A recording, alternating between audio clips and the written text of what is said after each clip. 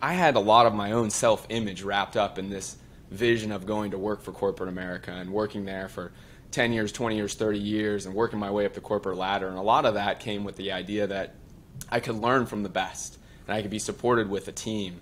And that just wasn't what I found at my career. And so, I was in a really tough space. A lot of my it wasn't hard for me to find other people that were in a tough space too, just commiserating with other people that I worked with there. And a friend of mine turned me onto a book called Rich Dad, Poor Dad, Ian. Hey everybody, this is the Yield Coach Show, Season 1, Episode 18. I am your host, Ian Brown. Every episode we bring you dynamic entrepreneurs, real estate investors, business leaders, and inspirational guests ready to open up, share their story, the good, the bad, the ugly, so you can learn lessons, gain advantages, and accelerate your own success. Quick reminder, our Employee to Entrepreneur video course is out, as well as our ebook, Agent to Investor, for those real estate agents looking to convert from agency to investment. Very excited to have Gregg Cohen with us today. Gregg I had to do a separate sheet. His bio is so impressive, I'm pulling a different sheet of paper here. Gregg is the co-founder of JWB Real Estate Companies. He currently serves over 1,300 clients, and they've come from 49 states and 13 countries. They manage $750 million in assets. His company has purchased over 3,000 investment properties, renovated over 2,000 properties, built over 500 new construction homes, with over 4,400 properties under management. Gregg's company, JWB, has a team of over 80 full-time employees, a portfolio of over 300 rental properties. In 2021, notable achievements, Gregg was a 40 under 40 in Northeast Florida by the Jacksonville Business Journal. 2018, the Ultimate CEO winner by the Jacksonville Business Journal. His company is a 7-time winner of the Best Places to Work. And he's been featured in the Wall Street Journal, New York Times, Bloomberg, Times Union, and Jacksonville Business Journal multiple times. Gregg, thanks for being with us. Ian, thank you, brother. It's so great to be here, man. I almost ran out of wind. I had to stop for coffee in the middle there, but you've got an excellent bio, and I know I'm being kind of funny, but I'm honored to have you on. As you know, because you have a podcast as well, it's not always easy to line up great guests, so I appreciate you making time for me. Absolutely. Anytime you ask. Well, Gregg, if you could, let's just start easy. Tell us a little bit about yourself and your background. Absolutely. Well, if you had asked me 20 years ago if I was going to be in the real estate business and be an entrepreneur and even be here in Jacksonville, I certainly would not have thought that would be the case. I went to the University of Florida, and I grew up in a household that did not breed entrepreneurship. I had a single mom who was incredible, and my dad was a big part of my life as well. But they taught me to go to school and work hard and go get a job, and that's really what I wanted to do. I remember how excited I was to go and get a job. And so I worked hard in college, and I got that job. I landed a job with a Fortune 500 company. That's what ultimately brought me here to Jacksonville. And I just remember feeling so accomplished, like I kind of knew my career path, which is ridiculous at 22 years old or whatever, but that's what I remember thinking, and I think a lot of 22-year-olds think that. So then I went to that job, worked there for a year and a half, and really left myself in a place of just despair. I was depressed. I woke up every single day wishing that I could erase the next 9 hours of my life. And, it was really, really, it was taxing on me, not just because of that, which is taxing, but I had a lot of my own self-image wrapped up in this vision of going to work for corporate America and working there for 10 years, 20 years, 30 years, and working my way up the corporate ladder. And a lot of that came with the idea that I could learn from the best and I could be supported with a team. And that just wasn't what I found at my career. And so, I was in a really tough space. A lot of my it wasn't hard for me to find other people that were in a tough space too, just commiserating with other people that I worked with there. And a friend of mine turned me onto a book called Rich Dad, Poor Dad. Ian, tell me you love that book. It's amazing. I read it, and it's cliche, but for a reason. You know what I mean? It's because it's so easy to digest, and it just turns on light bulbs in your head. It's very common sense. Absolutely. It turned on a light bulb in my head. I remember the day that I picked it up. A friend told me about it. I went and I grabbed it. Went to a bookstore. Who does that anymore, right? Went to the bookstore, got home about 9 o'clock, opened the book, and was just kind of mesmerized. I was taken to a new place. It just connected with me on such a deep level. I read it all the way through the night until like 2 o'clock in the morning, and I remember putting the book down, looking myself in the mirror, and saying, I'm going to quit my job and start my own real estate investment company. Which, you know, if you know me, I'm a very conservative guy. You can kind of tell from my upbringing and how the corporate job was probably what I thought I was going to do. So the thought of me quitting my job and starting my own real estate investment company when I had no family background in real estate, I didn't know anything about real estate, I didn't come from money, just goes to show you how powerful that book is. But that's really kind of where this whole thing started. Lucky enough to have one of my best friends who was finishing up his year at the University of Florida at that time. He'd been my best friend since high school, and we lived together in college. And I called him up and I said, hey man, I think we're going to do something. You know, we had always kicked around the idea of doing something after college like all good friends do. And I said, I think this is something we got to read. I think there's something here. And, you know, he's really a serial entrepreneur. So when he heard the idea, it didn't matter really what it was. If his friend Greg was going to be in, he was all in. And from there, we started this journey of just kind of learning about real estate, learning the fundamentals of it, trying to search out mentors and great education like you provide here, Ian. And, you know, geez, that was 2006. So that was 16, almost 17 years ago. Couple things to unpack there. So I actually didn't realize, I know a little bit about your company, but obviously we'll learn more today, but I didn't realize you had a couple years before the downturn. I thought you kind of came in right as things were unraveling. So one other question, the job you went into in corporate America, if you don't mind sharing, what was it? Did you learn anything, or was it just a matter of like, here's what I never want to repeat with my company? You know, I look back and it was such a tough moment in my life, but I am so thankful that I had that very difficult time. I know I learned a lot. I was working for Johnson & Johnson here in Jacksonville, and I was a part of the Financial Leadership Development Program, which is just an incredible opportunity coming out of school. And they would put you in one location, you know, here in Jacksonville, and then you would rotate to another location. For a company like J&J, you can just learn so much. You know, for me, I still look back at those times and some of the ways that we set up our reports today here at JWB, or the way that we, you know, I remember reviews. I was going through reviews at J&J, and I looked at those reviews and I said, okay, when we were first starting JWB, I was like, I guess this is how we should do reviews, you know? So learned so much, but I really learned a lot about what I didn't like as well, and I think that's as valuable.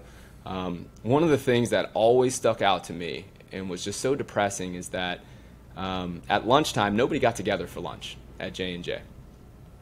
And I would look around and people would bring their own food, and it wasn't even like they would go to the cafeteria. It was a wonderful, beautiful building and cafeteria, but nobody would go and congregate. Everybody would just bring their lunch and sit at their own cubicle and just eat lunch by themselves, like reading articles or watching videos or something. And I'm like, man, this is depressing.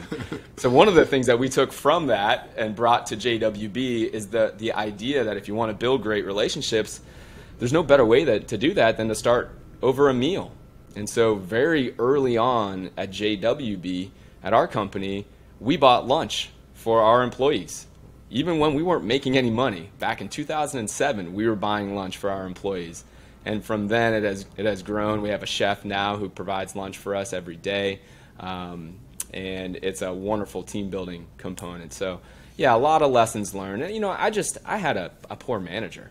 That was all it was. J&J was a great company, a great organization. I'm so thankful that I had a poor manager, because I know I wouldn't be where I am today unless I had that experience. Have you ever heard the expression, people don't quit companies, they quit people? So like to your point, J&J wasn't likely the problem, although it ended up being a great benefit that you left, but it was that person, you know, that you couldn't get over. Absolutely. Yeah. And you know, we're all human, and I think the lunch idea, that's genius. And we take things from different experiences. You know, I was a high school teacher first, and then I went into commercial real estate and a commercial real estate appraisal. And so I went from like working for the Diocese of St. Augustine at Bishop Snyder High School, coaching football, teaching history. and coaching track.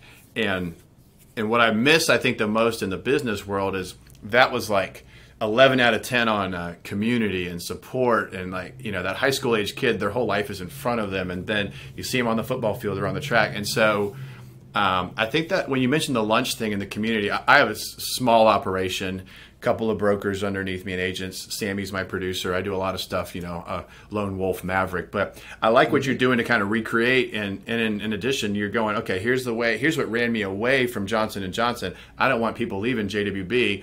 You know, I'm going to create a community. And I think the culture is something that you often talk about, like on other people's shows, but, you know, instilling the right culture and retaining the right people. Yeah, it just never made sense to me why we had to separate all the things that make friendships wonderful and sports teams wonderful and communities wonderful. Why do we have to separate that from business? You know, like in business, when we started to hire people in the very beginning, we said, we know that we're going to work really hard. I know that I want to be a part of something bigger than myself. I want to attract other people who want to be a part of something bigger than themselves. And I want them to be people that I like to be around, because I'm going to be around them, you know, as much as I'm around my own family. And, you know, that level of bringing the right people in, the right fit, started very early on. And to me, it's so different than how most companies operate, but it's so fundamental. When you go outside of business, this is the way that you choose the people that you want to be around, and this is the way that you create great families and great communities and great sports teams. So it just seems like a no-brainer. And that's really the mantra for us in the beginning, was bringing this incredible talent around. That was very different than what we were seeing in real estate, especially in 2006 and 2007. You know, it was more of a hobby when we would go to conferences and learn from folks. It was more of a hobby, and people were very closed-minded. And we said, let's just flip that on its head. None of this real estate stuff is like super, super complicated. Right? The execution is the hard part. So we don't need to be closed-minded. Let's just share everything we know. And instead of being this kind of hobby type of mentality, let's go and attract the best talent who want to be a part of something bigger than themselves. And that's just been so much more rewarding.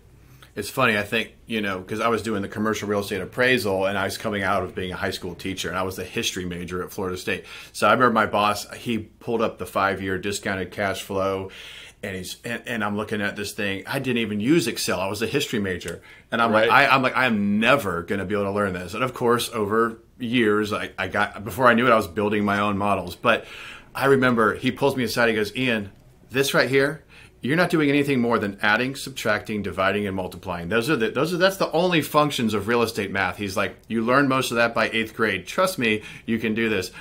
And lo and behold, you're right. It was all about execution. It wasn't the math. It was like, can I pull the right data? Can I get through the owner interview? Is this a good comp? Am I making good comparisons? That's stuff you learn with time and mentorship, not necessarily from a book. So, but you know, my audience, some are further along in their entrepreneurial journey. Some are just kind of like tapping on the door.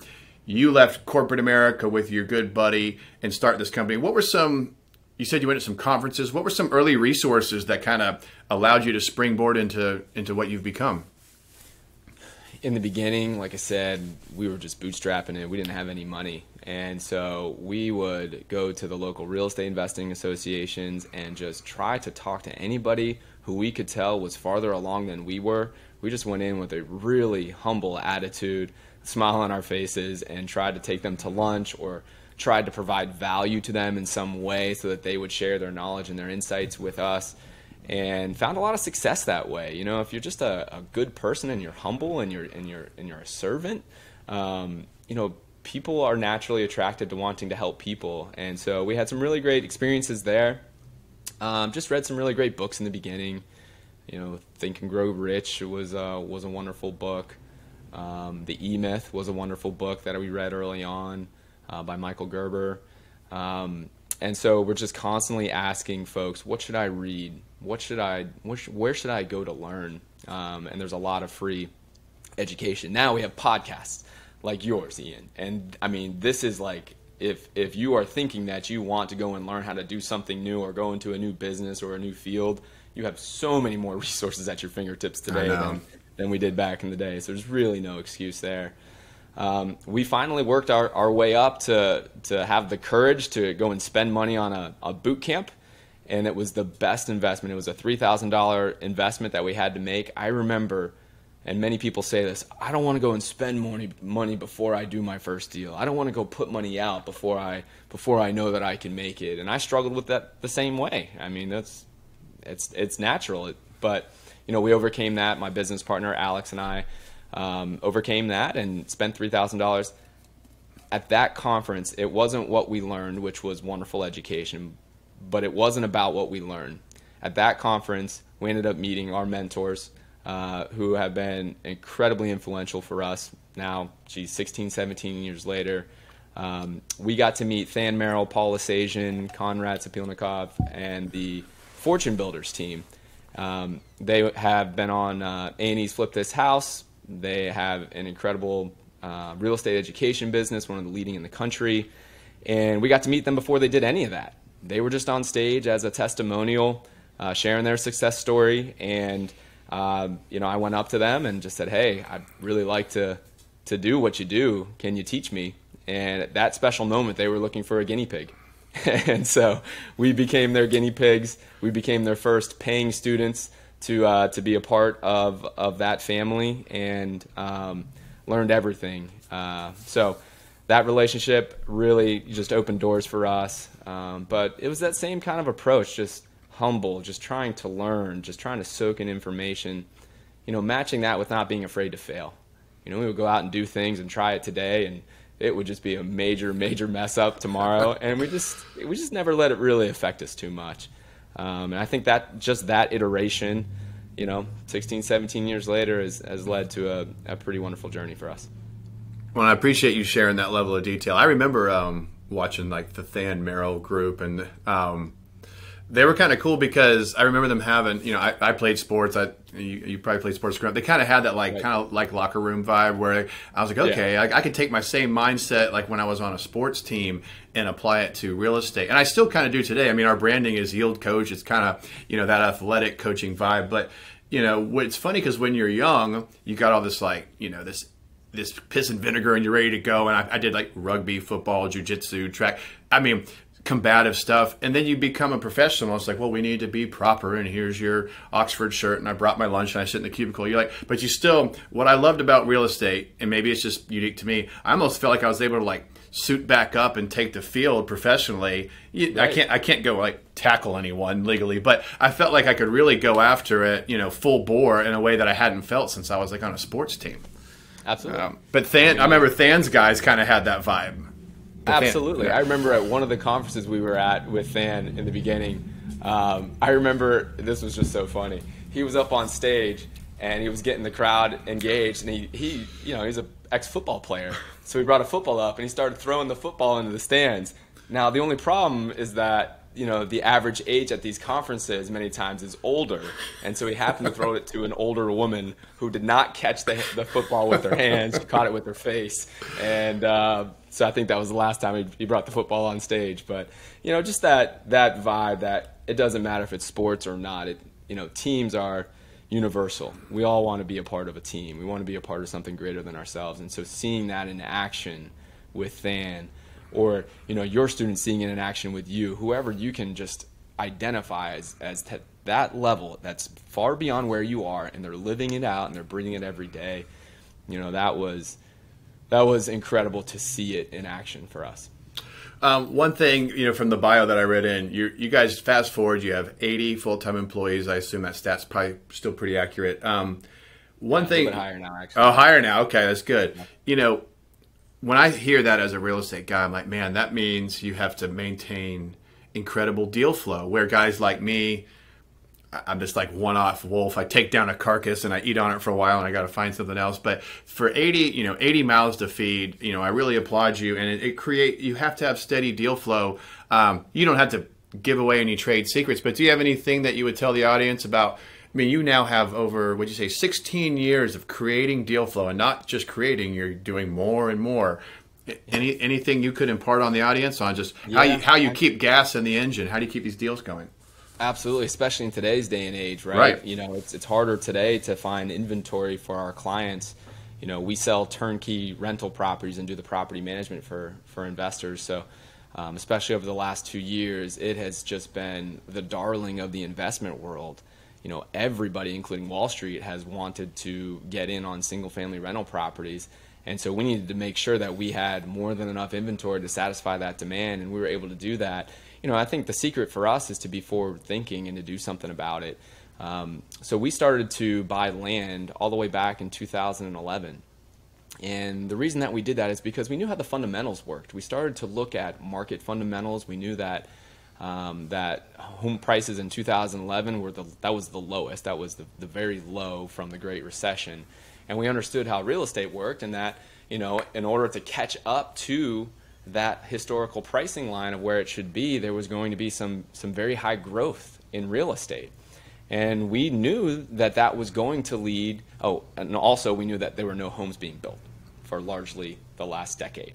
And so we knew that as demand would increase, as prices would go up, there would be very little supply, and supply just couldn't keep up. So a commitment to understanding the fundamentals of being forward-looking allowed us to say, geez, in 2011, we could buy land, we could pick up lots for like $5,000,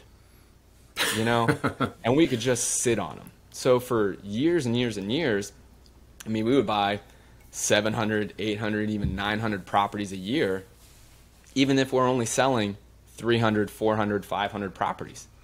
And we looked at that and we said, listen, at some point, people are just not going to have enough supply. And that served us really, really well. That's why we don't have an inventory problem. We have bought a lot of land. We have about 3,000 lots that we haven't developed yet, that we haven't gone vertical on. And we're still on pace to buy about 500 or 600 properties this year, which is more than we're probably going to sell as well. So, that has really helped us, maybe as a nugget out there for those who are thinking about doing other things, like learning how to buy land is a great opportunity for your business, not just because you can make money on it, but think about how little the holding costs are for you to sit on it, right? If it's a lot and it's $5,000 that we're paying for, for the lot, if I can have lending on that, I could pay him 10% interest and be paying, $500 a year or something like that. So that ability for us to hold the asset, which we knew would not, there just was not going to be a lot of that, and the very small holding cost was, as a conservative guy like me, that made me jump, rather than trying to buy, $100,000, $200,000, $300,000 assets and hoping that the market would go in your favor and sitting on the holding cost the whole time. We really like to be in those risk-adjusted, risk-mitigated assets, and that's what that was for us. Well, I appreciate you being so granular on that. I didn't realize you had 3,000 undeveloped lots still in Jacksonville. That's amazing. I won't fanboy you too hard, but I remember coming out of law school in 2013, and I was already in real estate. I was already an appraiser and a broker, but I was coming out of law school, kind of getting back in. And I remember I would see where your signs were. I'm like, oh, there's a JWB sign. And it was, you guys were like market movers. I felt like, well, if Greg and Alex, if they're buying over here, I should pay attention to this neighborhood, and parts of the 32207. I won't jump into a bunch of zip codes, but I remember being like, oh, they're taking down land here. And then I remember you were buying, I did one of my first flips in, I should know this, 2015, 16. And so it was off of Lane. You go across Lane, and Delwood continues in the Murray Hill, kind of northern Murray Hill area. And you guys bought 10 lots along Lane and put places. I'm like, oh my God, I didn't even know. I didn't even know somebody would put houses right there. And then I was thinking, you know what, my flip's going to sell because JWB's building right around the corner. But it was what's cool is, you guys are you're still young, but you were even younger then. You're like the young bucks, and you were doing things just not counterculturally, but counterculturally to the real estate culture, and taking down all these lots and building I'll use my own verbiage, spec rentals, and nobody was building ground up single family rentals when you guys got started, and it's just the vision you guys had is really admirable. Well, thank you. It sounds great now, but everybody called us crazy back in the day, because you got to think about when we went really big into building and developing and becoming a turnkey rental property business. We really kind of made our stand in about 2010, 2011. And it was on the heels of losing a lot of money trying to do other things. Survival, leads to is the mother of invention, or was that necessity is the mother of invention? Necessity, whatever yeah. that quote is. Mm-hmm. Well, that's what it was for us. And we said, you know what? We just see this wonderful asset here that's undervalued. It's risk mitigated because it pays for itself every single month. We're going to go big into that, and we're going to say no to other things, and we're going to build a business around it. And all of those things, just everybody else was running for the hills. And nobody wanted anything to do with rental properties at that time. Nobody wanted anything to do with building. So it was like a cornucopia of like what not to do is what everybody told us. But it just seemed to make so much sense. And now I'm just so thankful. Like I'm thankful for all the hard times that we had in the beginning, and because this asset class just performs so well. It's not just because the last 2 years where we've had oversized appreciation versus the norm. I mean, that's really nice for all of us that own assets. We're being rewarded for that. But in hard times, that's when this asset class performs the best. And, with the state of the economy and what we're all facing going into a recession most likely, and the stock market is, on its head right now, approaching a bear market, I think that's when this asset class is going to stand out more. Mainly because I know what that's like. I owned 40 rental properties in 2006, right before the market crashed, and still own those today, and they've done quite well. This asset class is, it looks good. It's hard to lose in this asset class when you hold on for a long period of time, so it's really fun now, 16, 17 years, people look at us and say, wow, this is brilliant. A lot of people didn't say that in the beginning. No, and nobody else is doing it. So you figure you got two choices. You can either applaud the guys that are doing what no one else is doing, or criticize them. And you probably did catch some criticism, but but here, the proof is in the pudding and the staying power. Here you guys are 16 years later, a serious force to be reckoned with. I mean, you're probably one of the largest real estate companies in Northeast Florida, I would imagine. So if there were some lessons, Greg, that you guys kind of picked up, you kept 40 units from pre-downturn through downturn. I'm clapping right there for you. A lot of people could not hold on to property, and you've learned if it's not going to cash flow, sounds like you've learned, make it a $5,000 lot, And if it is going to cash flow, if your debt coverage works out, you don't have to lose any properties. LTV is a debate, right? We can come up with new values every day, but the debt coverage ratios, as long as your debt's fixed, you can hang on, you can ride that out indefinitely. So, but I don't want to put words in your mouth. What were some kind of lessons learned or takeaways from those early few years? Oh, man. Well, the number one rule for us is to invest in assets. And I learned that very early on. Those 40 rental properties all produce positive cash flow like you were talking about. And that's really what I call an asset. There's different verbiages or different definitions of an asset. I'm more of a layman, so I'm just going to call an asset something that puts money in your bank account every single month, and a liability is something that takes money out of your bank account every single month. In rental property investing, we have this incredible opportunity to have an asset that pays us every single month, especially if you're in the right market like Jacksonville. Like, that's just not normal in the investing world.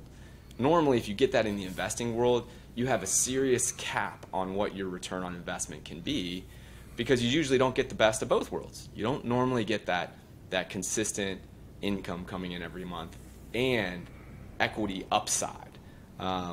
And so, but for us, in the beginning, those 40 rental properties, I knew the fundamentals when we bought them, but I was just so thankful that it worked out that way, that I put in the time and energy to educate myself, and that I surrounded myself with people who had done things better than I had. Because if I hadn't bought those 40 rental properties to be positively cash flowing, to understand what an asset is, there's no way that a couple of 23-year-old kids who didn't have any money, didn't have any backing, could have held on to those properties. And then, I've built a lot more into our portfolio since then. So that's the number one lesson. I'd say as we graduated, I really just became a student and a master of smart debt. And I think in our country we have this stigma against debt. But when you really understand how to use it as a tool, you have the opportunity to create generational wealth. It is like a superpower that you can use. You can understand it, and you can use it to take leaps and bounds ahead of everybody else. and you don't have to do it in a way that is super risky. That's why this asset pays for itself every single month. That's a way to mitigate risk, even though you're taking out debt on an asset. So, I'm a big advocate of smart debt, and smart debt for me is something where the debt is inexpensive. So think about your interest rate should be relatively low and should have really great terms on your loan, which we do here in the United States for mortgages on investment properties. Number two, it should pay for itself every single month, just like we talked about. Make sure that that's an asset and it's paying for itself every single month. And then number three, smart debt is something that the underlying asset goes up in value over the long haul. And that's what happens in real estate. You're not taking out debt, credit card debt, to go and buy a big screen TV. You're buying a house. And if you look over real estate cycles, home values in your area will tend to go up somewhere around the rate of inflation given a 10 or a 20-year period of time. It goes up, call it 3%, maybe 4%. Jacksonville actually is 4.5% per year on average over a 10 or 20-year cycle. So knowing that, I love debt. I love smart debt. And when you understand that, you flip the stigma to go out and actively searching for smart debt. You want more smart debt. And that's so hard and so weird for people to think. But that's how we've operated our business, and that's how our clients operate. And that's why they've been able to do so well over the last 10, 15, 16 years now. And you brought it up, and I had a note on my sheet here to get to it eventually, so let's do it now. I was, the fundraising as a topic, raising capital and private money. Actually, I've got a book right over here, Raising Capital, Matt Faircloth. It's a topic where even I consider myself pretty high on the formal education scale for investment real estate, but I still am. I'll admit to the audience, I get a little clammy, a little uncomfortable in the capital raising situation. I don't think it's like an ego or pride thing, but I feel like it's one thing to put my name on it and put my money in it, or maybe me and a buddy and we do it like you and Alex. But then all of a sudden, to me, it feels so different to be talking to people that trust me. And in the beginning, you're largely raising money on your rapport and reputation. The average investor doesn't. It's hard for them to really understand the absolute mechanics, granular mechanics of what you're doing to multiply their money. So they're really like, I trust Greg, I trust Ian, take this dollar, give me back to whatever the number is. And I have to confess, I'm going to do more even later this year, probably my first true syndication effort. And I won't touch a deal that I don't think is just a home run or very insulated from economic correction. But even then, I have to wake up and remind myself, look at your case studies, look at your track record, look at your education. And I get funny about it. Can you say anything? Because you guys have raised, well, you've raised a lot of money. And I believe one of your claim to fame was even through the downturn, no one has been unpaid. Everyone has got their money back. And of course, with returns. So can you speak a little bit on the fundraising side? So we've raised over $300 million from private individuals. That's not including our bank lines or our private equity lines that we have. So just individuals, just like me and you talking, or friends, family, and some network that we have, mainly resulting from friends and family. So I totally understand that, just that weight and that burden of asking people who you're going to see at the sports field later on, or the next family get together, and it's a big mental obstacle to overcome. And it's not because you don't believe in what you're doing. It's just, man, this is big time. This is my family. This is my friends. For me, I struggled with that early on as well. The only people who trusted us enough to give their money were our friends and our family, and mainly our family in the very beginning. The very first deal we ever did, we asked my business partner Alex's mom to invest almost her entire retirement account to fund our very first flip. It was about $120,000 at that time. And she gave that to us. And still, I looked at Alex when she said yes, and I said, I can't believe she's doing this.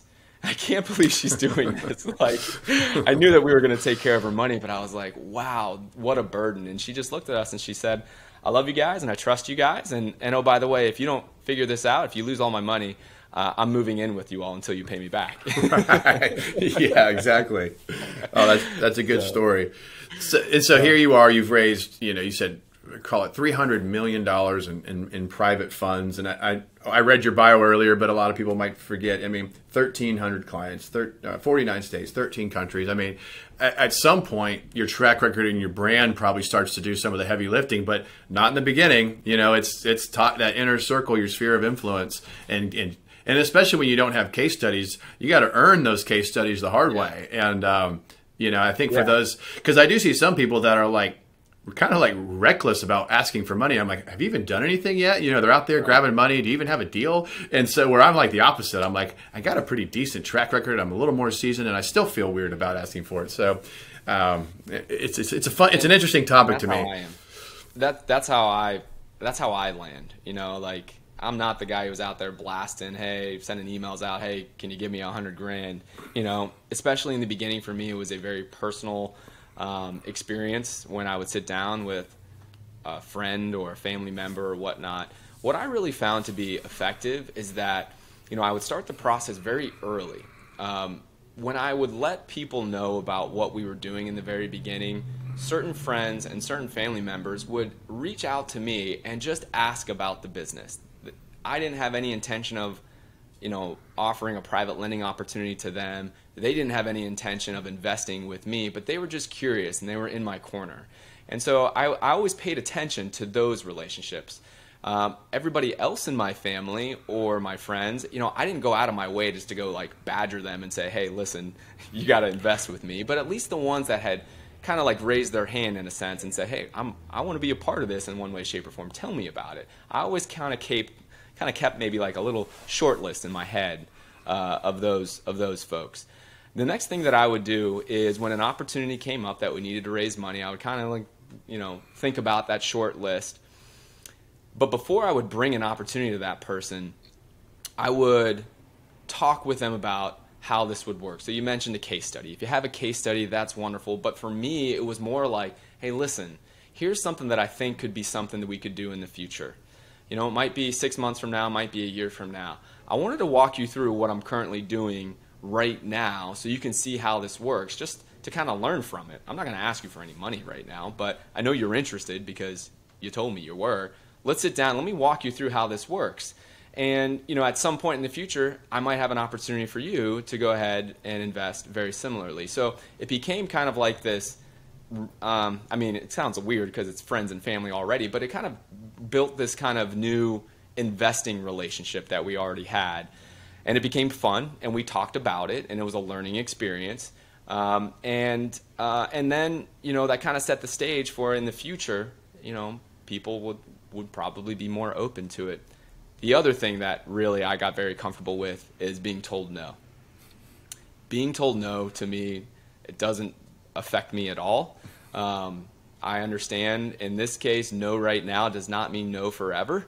And no is a perfectly acceptable response. So if I would be working with somebody, we would be talking about this investment kind of vicariously through somebody else. I would then go to that person, my friend or my family member, and say, hey, would you like to invest in this one? It's very similar to what we've been talking about. And they would tell me no. I would just be so thankful. Hey, thanks so much for telling me that. That's awesome. Do you want me to keep you in the loop of future investments? Many times the answer was yes. Mm-hmm. And so sometimes many years down the road, sometimes a very short while down the road, that would turn into a yes. But it was always really important for me to get the yes the right way. I never wanted to potentially make it awkward with a friend or a family member when we're talking about investing or lending or buying turnkey rentals. I never wanted to potentially sacrifice or create an awkwardness there. And so I think the best thing to do is to give people a lot of time and expose them to what you're doing many, many months and even years in advance. Mm-hmm. That's interesting. I agree. And, the people that have come to me and been like, well, what are you doing next? Can we participate the next time? You're right. Those are the ones that are on your very short list. And if you guys do deals in scale and you're rolling more like a fund, so you're capital intensive. But for me, it's like, I kind of know the handful of people that have already expressed interest. Maybe they'd want to do something with me. But I think your approach is great. I somewhat take that approach with every year or two, I'll get in this mood where I want to do like outbound, like snail mail marketing campaign. So I just ran a couple down at the beach. Who knows? You might have got a couple. If you have multifamily at the beach, it might have landed in your inbox. But I did the ballpoint marketing with like the cursive, and it gets some calls back. But I told Sammy, the producer of the show, I was like, I'm going to treat these callbacks. I don't want to move them in a category that they're not in. If they call me and they have some reason to sell the property, maybe it's duress or they're just tired of it, or they've never raised their rents, it needs a bunch of work, it's just a good time to do an easy transaction, not bother tenants, then I'll be their guy. But if everything's great, they just remodeled, they've only had it a couple years, I'm not going to try and move them into a bucket that they're not in. And I think that's where some real estate people, whether it's capital or off-market deals, they kind of sour the whole scene for us because they're trying to push people into categories that they're not, where like you're saying, no is okay. And I took the same approach. I had some people call me with some great assets on the mailer, and a couple of them I was like, yeah. And I even told the guy, I go, I'm also a broker. I go, I would be an investor at this number. Doesn't sound like that's a green light for you. I'm not going to press. If you ever want to sell it, here's my number. But I think you should just hang on. I told him, I said, if it were me, I would just hang on. And so it's just having the candor and the transparency for the reputation in the long game. I mean, that's a brilliant strategy. With you being a broker, I mean, you have so many ways that you can help somebody. But at the core of it, people don't like to be sold, but they love to buy. To me, what that means is that when somebody has to take a step forward first to express interest, or else you're just wasting your time trying to convince them, right? You can create an atmosphere where people can convince themselves that they want to do business with you, but you're not going to convince anybody. And so it sounds like right there, right, when people are reaching out to you, they're already interested. Well, that's a great time to have a conversation. But there's so many marketers, and in real estate, I think we are exposed to some of the worst marketers who are blasting my cell phone because they got my name and number off the property records and sending me text messages every single day. It's like, man, like the chances of you getting somebody who wants to do business with you that way, really, really, really, really small in my opinion. Yeah, I can't wait for that. What is it? The cold SMS or the cold text. I thought that was like borderline illegal or about to be ruled with the FCC. I can't wait for that to go away. I hope so, man. That's what's going to happen. I mean, you see email. At one point, we all read every single email, and then it got to the way it is now, and then now there's canned spam acts, and they regulate it and all that. Well, that's what's going to happen with text messages. I can't wait to. Do you have, and this is just a little bit more granular for the audience, for those that are looking to maybe they want to invest with you, maybe they want to go grab their own property. Do you have any? I remember watching a video that I think Alex did. God, it might have been like 10 years, a long time ago, and he was talking about like some of the core fundamental underwriting criteria for JWB, and I think he was getting into what I would call like a revenue multiples, like monthly rent multiples. And so I guess I'll make it a twofold question. Is there any kind of rule of thumb underwriting that you think the audience might benefit from? And then are you making any adjustments as things kind of get a little frothy now? If you're willing to go there, yeah. Go right ahead. Yeah, no, of course.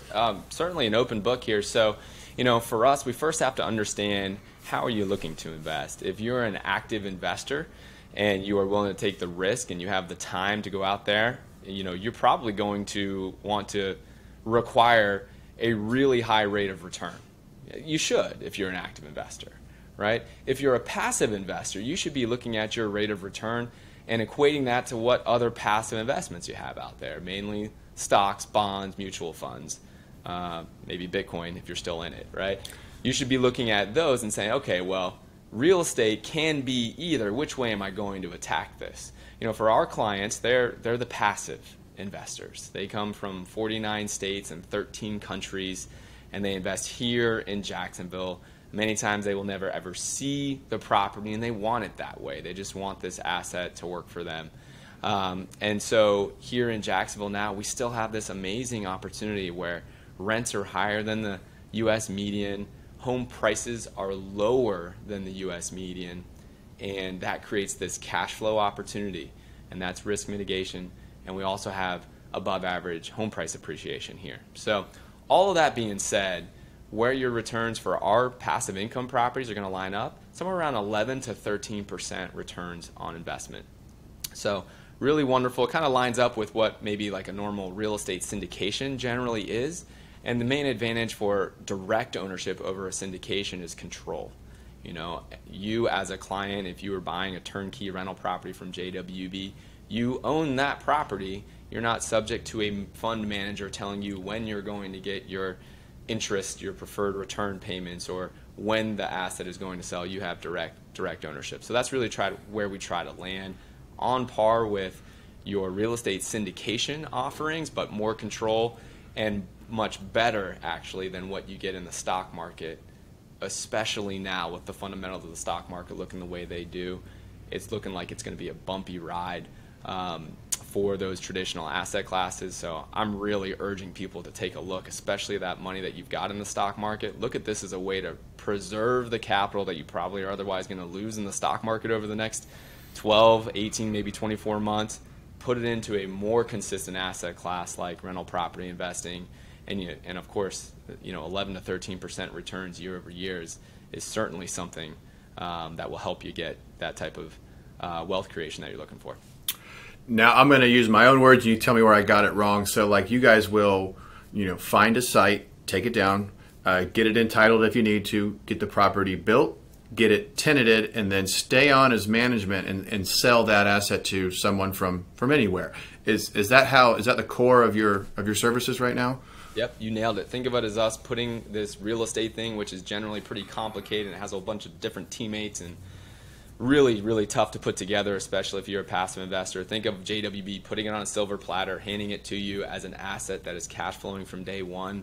You simply get to own that asset, and then we're your manager, your property manager, and your asset manager for you.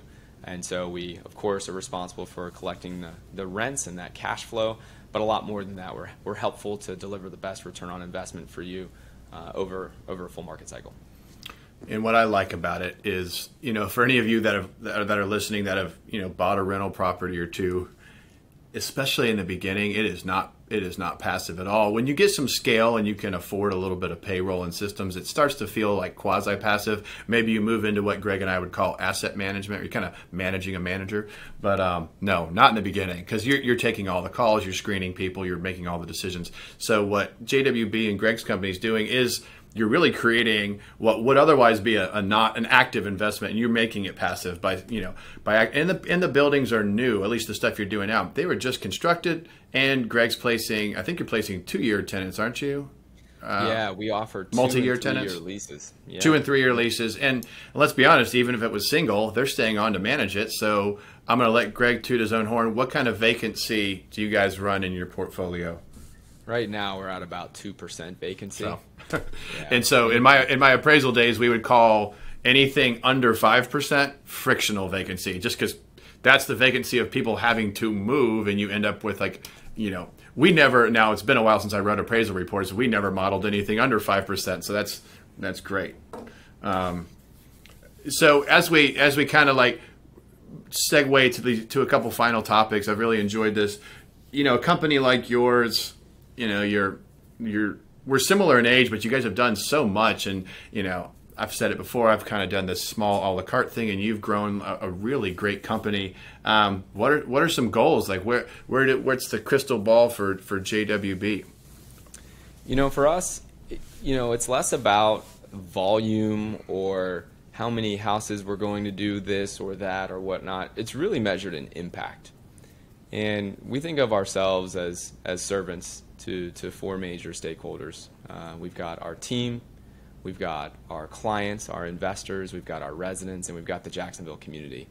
And I'm just super excited about where we are in 2022 because the platform that we've been blessed to have now is so much greater to have a bigger impact in every single one of those categories. One of the big things that we're doing right now, which is making a lot of headlines, is our investment in downtown Jacksonville. In the last 2 years, we've acquired the equivalent of we've acquired the equivalent of 19 city blocks here in downtown Jacksonville. That's about 12% of all of downtown Jacksonville.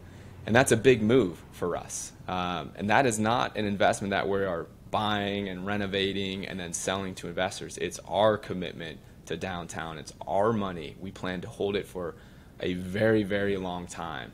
and we're accepting a very, very low return on investment to do it.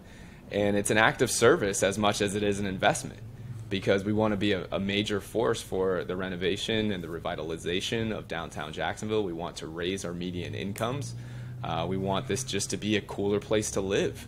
And so, that's one example. Our charitable efforts are growing. We just recently donated our fourth new construction home that we give to a veteran here in the local community. That was just, a month ago. We gave our fourth home away. We're looking to do more and more of that in the future. So if anybody would like to be a part of that effort, we raise money each and every day through our charitable foundation called JWB Cares. You can go to jwbcares.org if you'd like to join us with that. And our team continues to grow. We're up to almost 100 employees now. Wow. So that's incredible. And of course, our residents as well, continuing to figure out better and better ways to improve their experience so they want to stay a long time, so that this wonderful model can work for everybody. So, that's really what we're focused on. How can we make an impact? And it's as simple as that. Well, I don't know if you can see behind me, but that is 218 West Church Street.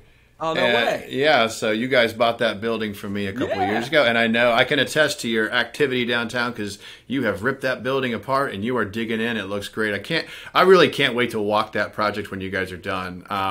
But yeah, most people are just listening to this right now, but if you see the video behind me in my office, I had a local photographer. I'm going to give him a plug, Mark Crancer. He does their metal prints, so that photo is actually on metal.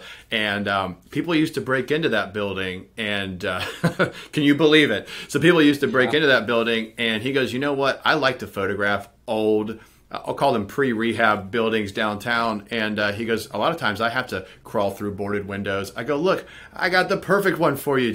Man. I go, I'll let you in. I'll open the lockbox. Take your time. I'll give you an hour. I'll just drink a coffee. You can walk around. He goes, if you do that, I'll give you a metal print when we're done. So that was the plug there. But anyways, yeah. So remind me, did we work with you on 218 Church? Did we? It was Alex. So yeah. Alex and I were direct. I had a minority interest in the building. Yeah. Yeah. So that's awesome, man. It slipped my mind, but that's so cool, man. Yeah, I'm not a big player downtown, but I do keep my building up there behind me. So yeah, no, it's great because your company is, you can feel the mission, you can perceive the mission through watching your decision making and where you're placing your time and your capital. And it's not conventional. You're doing things in your own way.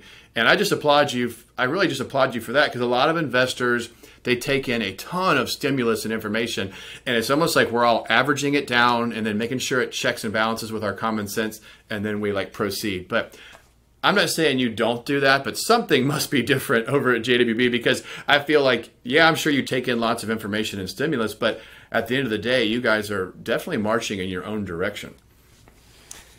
Yeah, we one of our core values is normal is boring. And so, I guess we live that out every single day. It's interesting because we have such a responsibility to create consistent returns on investment for our clients. And that's our calling card. We've delivered over $41 million in passive income to clients since 2011. And that's why we're here. That's why this asset class it has so many advantages over other asset classes. But we still have to create new opportunities for ourselves. We have to be innovative, partly because of our commitment to Jacksonville. We are not going to expand to a lot of different markets. So in order to do that, we have to have an innovation department at JWB. And that's really what my business partner, Alex, heads up. And that's a part of our overall vertically integrated model here. And when you do that, you can take, we estimate, right, call it 10% of our business, and we send Alex out to go figure out what's next. And so that's why you see what you see as our investment in downtown Jacksonville. That's a part of what's next, right? We're solving problems not just for ourselves, not just for our community, but for our investors that are here, that are going to be here in 10 years or in 20 years. As home values continue to rise, affordability will become an issue in Jacksonville. It's not an issue right now to the extent that it will be, or to the extent that it is in other places in the country, but it will be. Well, we have an opportunity here to be a major force to raise median incomes through our investment in downtown Jacksonville. And so all of our clients will benefit from that because they own rental properties in those neighborhoods that are just around downtown Jacksonville. All 4 of our neighborhoods are right around there.